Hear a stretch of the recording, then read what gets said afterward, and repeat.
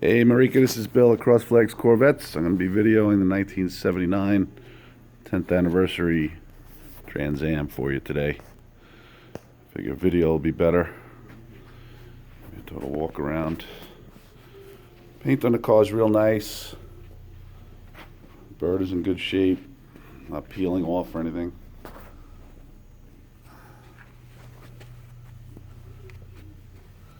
Body's nice and straight. Interior is in excellent condition. Seats were done, steering wheel was done, dash pad was done. It's got a little mark on the back seat there.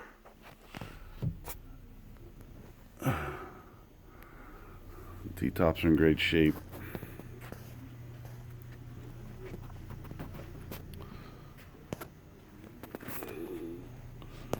One little ding right here, which I mentioned.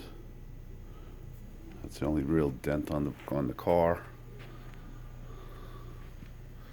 I mean, literally turn key, I reach in and start it up.